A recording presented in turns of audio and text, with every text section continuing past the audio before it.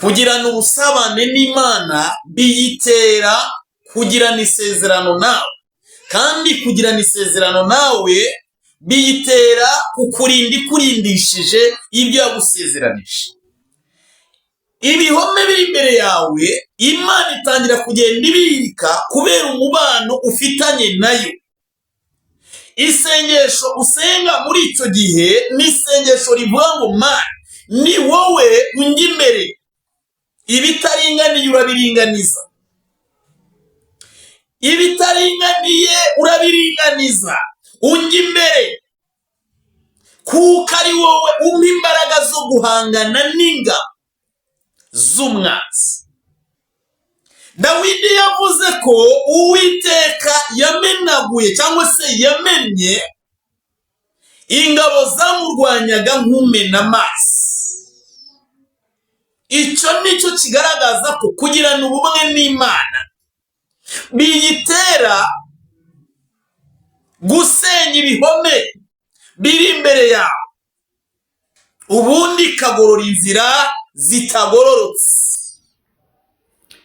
Turabasuhuje bene data, nshuti z'umusaraba bwoko bw'Imana, mwebwe mudukurikirana muri ku migabane itandukanye, umugabane wa Aziya, Oceania, Australia, Uburayi ndetse n'ahandi iwacu muri Afurika. Amahoro y'Uwiteka n'abane namwe. Ni Pastor Theogene ku gicaniro Kibanga TV, isoko y'ubutumwa bwiza, ubumwe bw'Abanyarwanda n'abanyamahanga. Nk'uko rero bisanzwe dusanzwe tuganira amagambo meza y'Imana afite aho ahuriye no kuguhuza n'Imana yawe kugira ngo ukomeze ube uw'Imana yishimira mu gihe nk'iki ngiki. Uyu munsi tugiye kubagezaho ijambo ry'Imana rikomeye cyane rikwereka ko hagati yawe n'Imana hari igitumye uyu munsi ugihagaze. Nta kindi tugiye kukibona, nakubwira ngo ni isezerano wagiranye n'Imana, ariko nanone uyu munsi kugira ngo Imana yibuke izirikane isezerano yagiranye nawe, kugira ngo iryo sezerano iri kurindiremo, icyo uri gusabwa mwene data nuko ushaka umubano hagati yawe n'Imana, ukazirikana igihe yagusezeranyaga nawe ukibuka rya sezerano wayisezeranije. Reka tubanze dusenge kugira ngo ibintu bigende neza cyane. Uri Imana nzima, urera, urakomeye, ufite ubushobozi bukiza imitima ndetse n'imibiri. Tuje ku bwawe, ntituje ku bwacu, tuje ku bw'ibikomere by'imitima y'abadukurikirana. Reka iri jambo ryinjire mu mitima no mu mibiri yabo, riringanize ibimeze nk'ibikuta, maze ubibombagure, ubisenye, ubahereza ubuzima buzima, ni mu izina rya Yesu Kristo, amen. Ndabashimira nshuti bakundwa mudukurikirana ku gicaniro Kibanga TV, aho muherereye hose turabibona ko mudukurikirana. Nshimire abantu mwamaze gukanda subscribe, abamaze gukanda kuri like mu bindi biganiro byatambutse. Nanizeye ko izi like zanyu turi buzibone, ndetse kandi n'ibitekerezo byanyu. Dushyigikire kugira ngo turusheho kugeza ubutumwa kure cyane mu buryo bumwe wumva wabikoramo, yaba comment, yaba like, yaba share ndetse na subscribe. Washaka n'ibindi wabikora. Imana ikwishimire cyane kandi iguhe umugisha. Ntabwo notification yacu ibizanywe no kukurangaza, ntabwo ibizanywe no kugira ngo igusetse, ahubwo ibizanywe no gukiza bya bindi byari byakwitambitse. Hanyuma nshuti bakundwa rero, tugiye kuganira ijambo ry'Imana tudatinze. Mbere yuko tubiganira, ndagira ngo sige ubutumwa bugufi cyane, mbabwire ngo yewe muntu nkurikira, niba ushaka kumenya aho u Rwanda rwacu tugeze uyu munsi, subira mu butumwa bw'ahahise nagiye ntanga. Uraza gusanga iby'amaso yawe ari kugenda akwereka biri kugenda bibera muri iki gihugu, ariko Imana irimo kubikora. Hari inkuru nigeze nkorana n'igitangazamakuru cya BTN TV, bambaza impamvu insengero ziri gufungwa. Ngerageza kubisobanura uko mwuka yabinshoboje, ariko si cyo nshaka kuvuga. Ndashaka kuvuga ko Imana yavuze ko uru Rwanda mureba, ibyo mureba abantu bakwiye gukizwa bishoboka n'igihe bidashoboka. Wowe wumva ko bidashoboka, Imana itanga igihe cy'ubuntu ko abantu bagomba kwizana, ariko hari n'ikindi gihe idakoresha kwizana, ubwayo ikakuzana, kandi icyo gihe nabwo ntabwo ari izaza, izakoresha ya ntumwa ya leta. Narabibabwiye, ndababwira ngo buriya abantu ntimukikorere leta mwibaza yuko ari abanyamahanga, kuko ni ubwoko bwashyizweho n'Imana. Nk'uko yahamagaye Gideyoni akarwana, igahamagara Samusoni akarwana akoresheje imbaraga z'umubiri, kandi ikongera igahamagara Dawidi akarwana akoresheje imbaraga z'umwuka, ni nako n'uyu munsi bimeze. Icyo byari bishatse kuvuga kiriya gihe ni iki ngiki: hari abazarwana bakoresheje ijambo ry'Imana n'ubuhanuzi, hari n'abazarwana bakoresheje itegeko ry'imbaraga z'umubiri kugira ngo iby'Imana bigende neza cyane. Kandi iyo yakinze ntawe ukingura, n'iyo yakinguye ntawe ukinga. Hanyuma ikituzanye nyamukuru uyu munsi ni ibikuta biri imbere y'ubuzima bwawe. Ntabwo ari ibyo ngibyo. Imana yavuze ko ishaka ko u Rwanda rukizwa pe, yavuze ko ishaka ko rukizwa. Iri torero rya kabiri, namwe mbibabwira kuvamira abantu mungurikirana, ndababwira ngo iri torero rya kabiri nta muntu uzarisunika, ntawo kurisunika uzaba uhari, ntawo kurigambanira uzaba uhari. Bose na bya bindi byabo twirirwa tubabwiriza bakumva ngo turimo turabangamira umuntu, ngo turamubuza uburenganzira. No, ntawo kukubuza uburenganzira, ahubwo yoyo ifite uburyo igiye kubikoramo, umuntu wese akajya yisanga mu gakiza. Hanyuma nyuma yo kwambara neza hazabaho nuko Mwuka Wera akuzaho akajya kwereka ko ibyo wakoraga ari agahomamunwa. Ibikuta biri imbere yawe rero nibyo tugiye kuvuga: kubana neza n'Imana,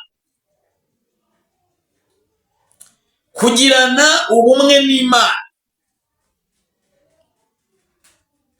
birasenya urukuta ruri imbere yawe, ubundi Imana igire gute? Iringaniza ibitaringaniye cyangwa se ibigorore.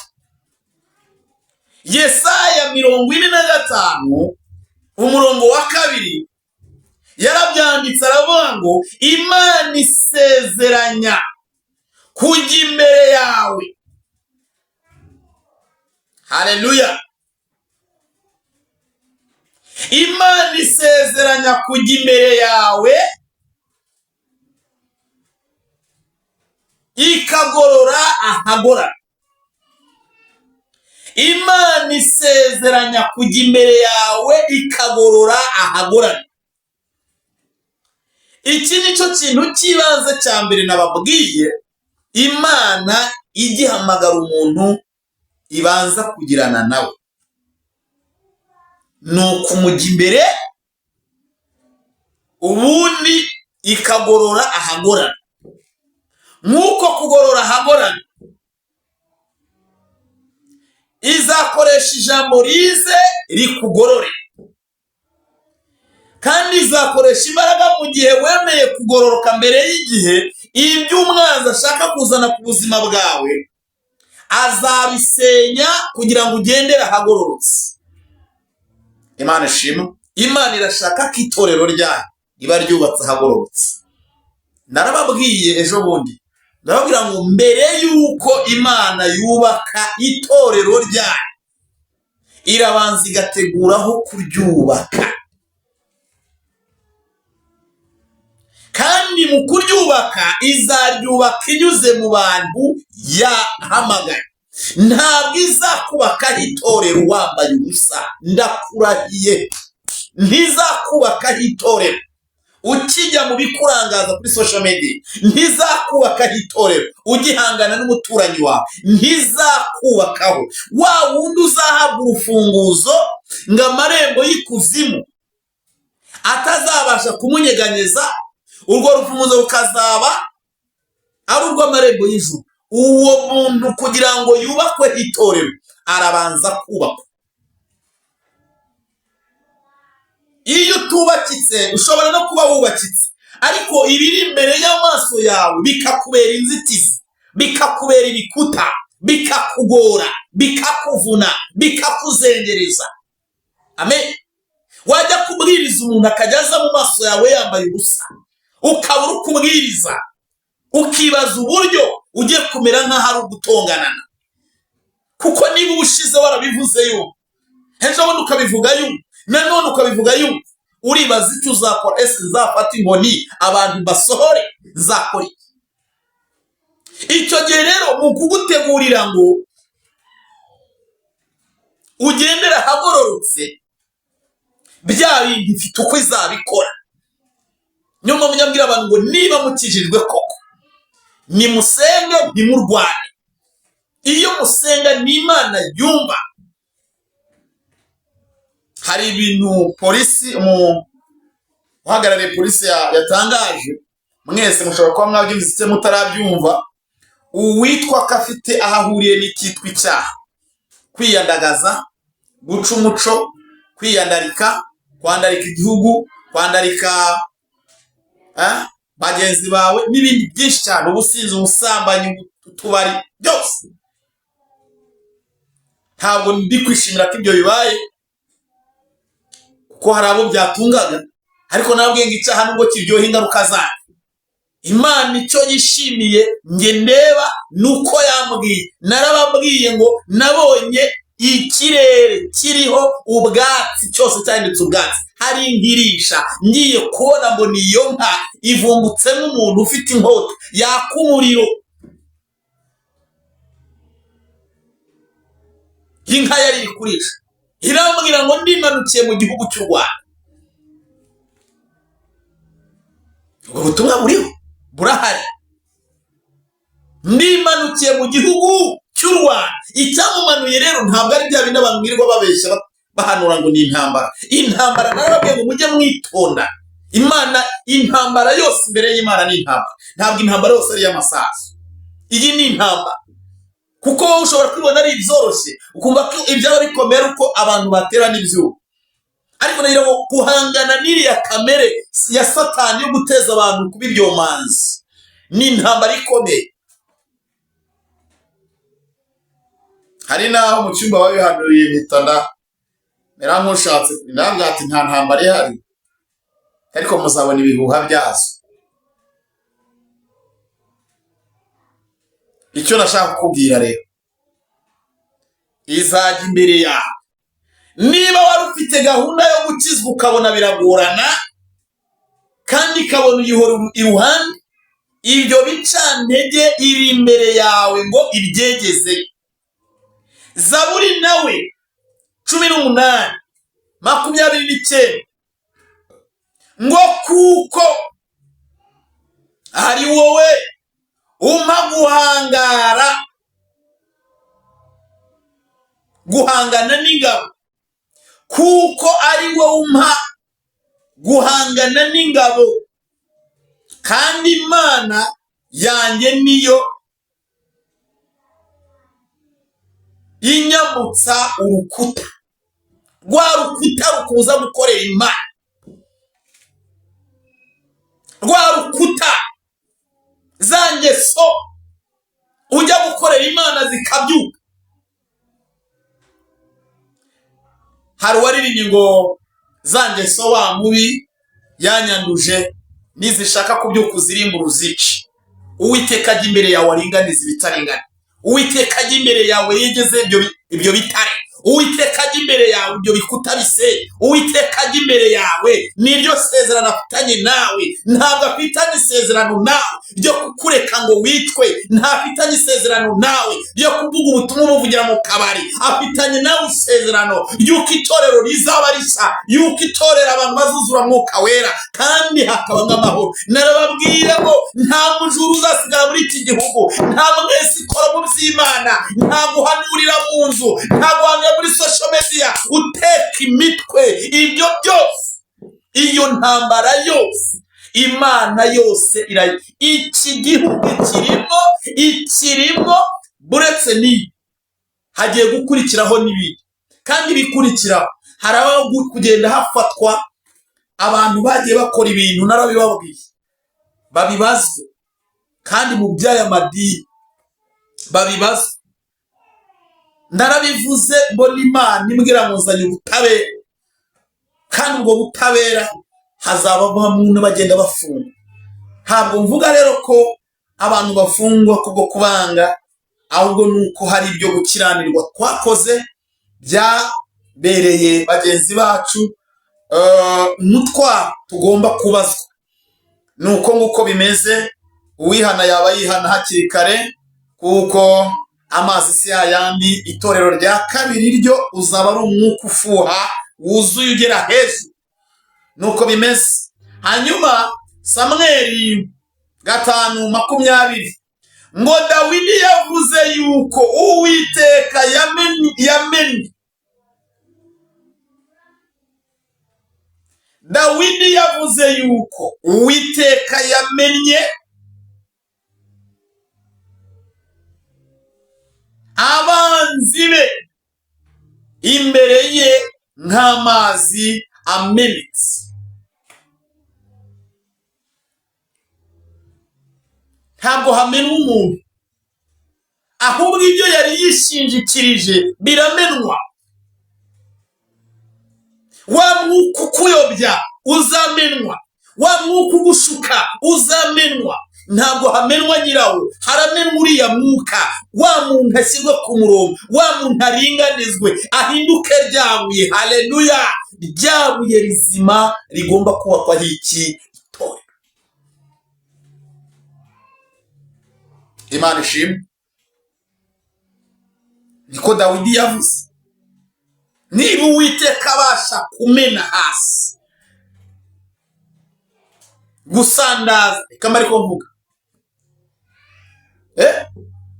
Uwiteka abasha gusandaza akantu ku kandi arakamenya. Ntabwo wamuhisha, ntacyo wamucecekana, cyose akantu kose, step by step Uwiteka arakazi ku buzima bwawe. Urwo rutare navuze ngo uwo musozi, urwo rukuta Uwiteka araruzi, kuko isezerano yasezeranye nawe muri Yesayi 45:2 ngo Imana isezerana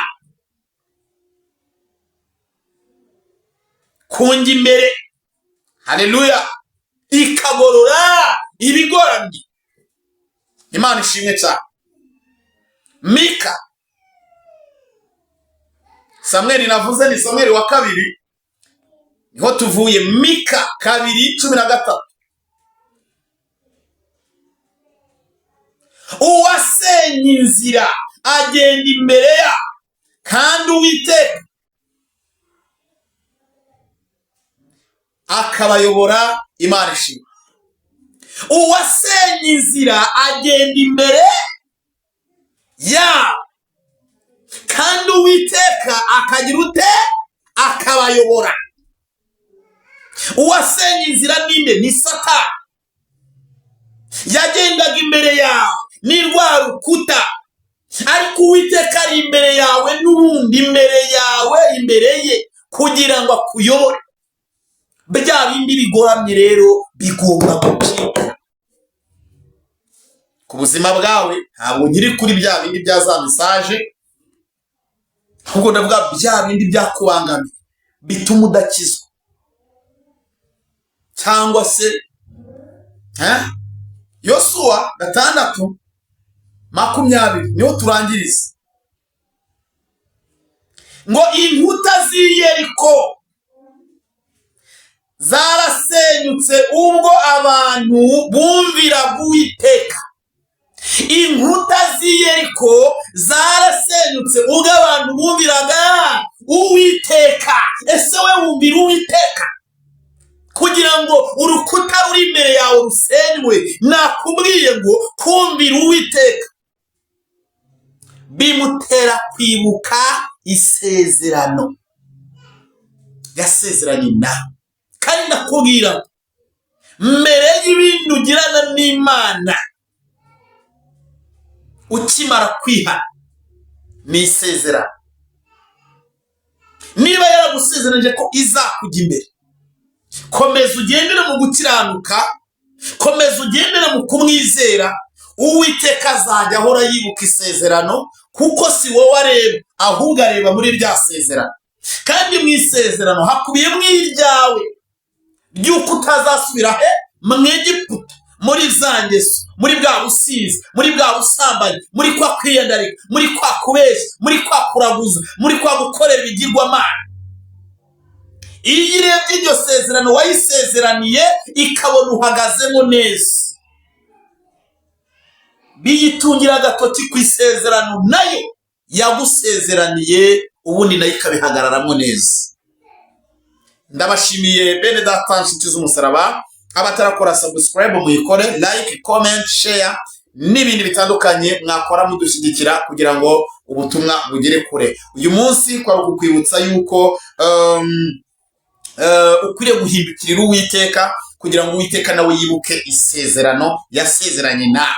Ubwo wibutse isezerano wasezeranye nayo izibuka isezerano yasezeranye nawe. Hanyuma rero ibyakugendaga imbere Uwiteka azaza bisenye, namara kubisenya agorora inzira utamukira hatunganye. Imana ishimwe cyane. Ndabakunda rero, nimugire amahoro, mugire urukundo, twubake u Rwanda twifuza kandi ubumwe buturange mu isi yose kuko turi bene Imana. Murakoze mu izina rya Kristo Yesu mu amahoro. Amen. Bye bye.